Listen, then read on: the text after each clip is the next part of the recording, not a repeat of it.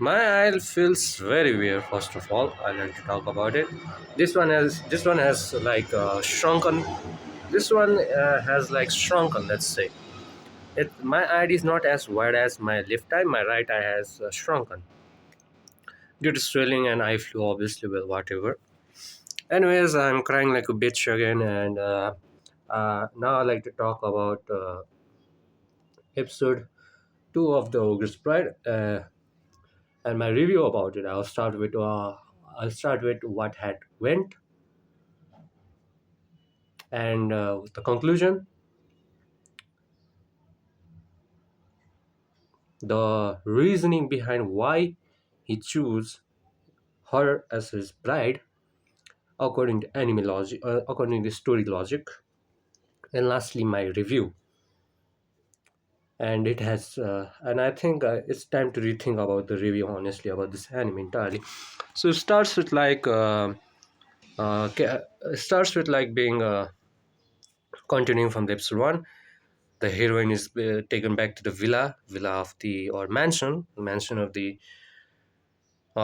male lead, let's say the hero, or the ogre rather. Let's call him ogre and the bride. Okay, the bride is taken to the ogre's home. The ogre's servants are very much surprised over that fact that he brought him bride, and everything's like in chaotic mess, and everything goes smoothly. There's that romantic scene like the every uh, bookish girl always wants to see, that is being carried by a strong man, handsome man, toward wherever, uh, in his arm, and that's what happens afterwards. Afterwards, like this centrist, mm, and the ogre basically what he does is he doesn't also know about the bride. So he searches every information he could, and he finds out the relationship with the parents, mm, the grandparents, the toxic sister, or and toxic sister's groom, everything, where the bond came from, etc., etc. And afterwards he talks with her like, I did this, I did that, da, da, da, etc., etc., and so on. The love, and he suggests that she should be adopted by her grandparents instead of the family, and it will essentially take heroine to a better place, like in a you know, the bride doesn't have to deal with the toxic family she has. And he's overall trying to protect her, but she can't decide whether it's correct or not because it's so quick, it's overwhelming, and it's and everything is going up, while heroine is still down, right? She can't process whatever the hell is going on.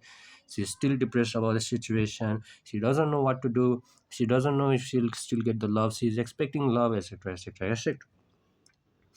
Gosh, that's why romance is all about love. Fuck that shit. And afterwards, like, yes, she ran away, but she got contacted by her little sis, and she went to meet her where they met. And like the narcissistic bully she is, she bullied her sister verbally. Threw her sister's she threw the bride's uh,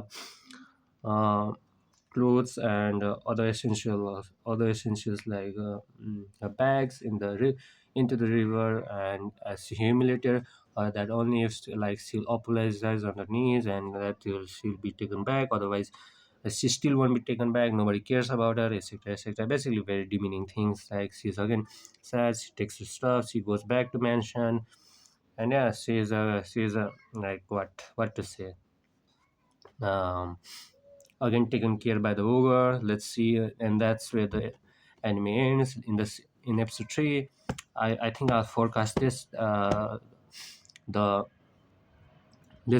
little narcissistic sister, is gonna get paid back for every wrongdoing she has done for her sister by the ogre, and that fox demon. Yeah, his life is also gonna be messed up, and everything will be go will be going downhill for bride's sister and her family. But bride will do is like try to protect her, uh, even though they did a lot of bad things to her. And I can pretty much say this is how it will go in the episode 3 and so on, regarding to her family. She won't be like taking revenge on her family. I think that's how it's gonna be, because she's just a naive little girl. That's it. And that's how, in every anime, that's how it continues on. Well, whatever. In the anime, uh, regarding ogres, there's more world information also given. And it's particularly given that the human girls, or basically humans, try to be like the bride, of the demons. And the ogre, he being the one of the he being the head of the top top clan family he is, and also the next leader. Every human girl is also like after him, right? To make a relationship with her, to make a relationship with him, to live a good life and so on, because he's a top person. But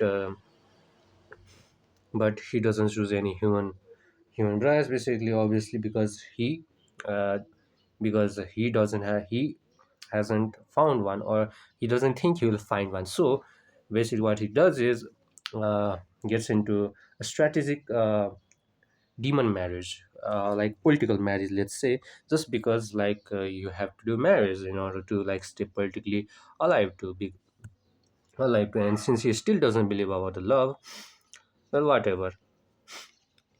And the thing about this, being a demon's bride in overall anime, is it happens like love at first sight. The demons see human, they fall in love at first sight, and they choose to make them their bride. And similarly, this is what happened to the ogre. He saw the heroine, he fell in love at first sight, and made her his bride. That's the logic, that's the reason why she was chosen according to anime.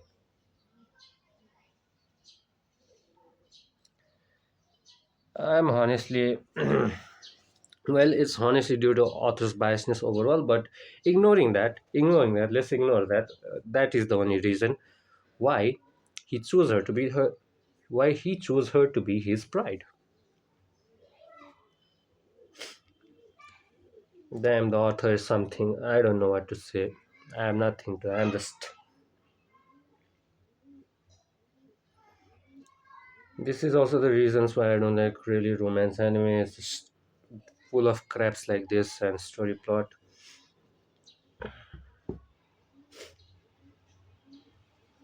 Oh yeah, another piece of information about the anime.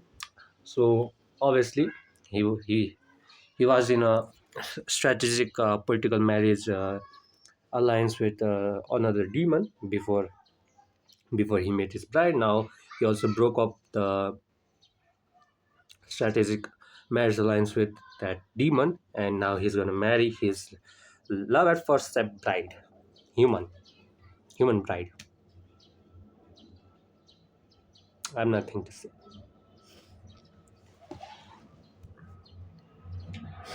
And it's and the thing overall about this anime, I find, as as good as it, world building is, the heroine being naive, very naive, let's say, just so romantic, it just ruins it overall. I'll say it just ruins the taste. The anime story building, the world building is very good. In fact, I'll say that hierarchy, I like it, but characters, nah. I think this anime would have been better as an another anime, another genre of anime, rather than, just romance, like, human brides, etc., etc. It would have been way better if it was something else. Uh, I still think that, I've come to think of that, honestly. It was a bit off like that, but what to say? Authorले जे बनायो त्यही हो. Can't say anything else. So, lastly, talking about the review,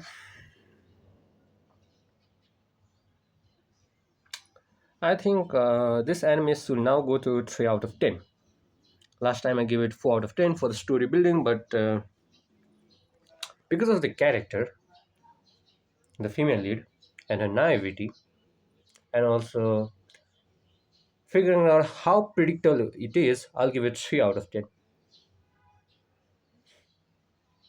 It has decreased, by the way. It hasn't increased, and I don't think it will increase anymore. I don't know if it will go to 4. I don't even believe it will go to 4 anymore. I think it will go even into 2. Let's see what happens. Well, yeah, that's my review of the Overspider episode 2. Let's see what will happen. And what I also think about the author is obviously a girl, a woman, and that says a lot.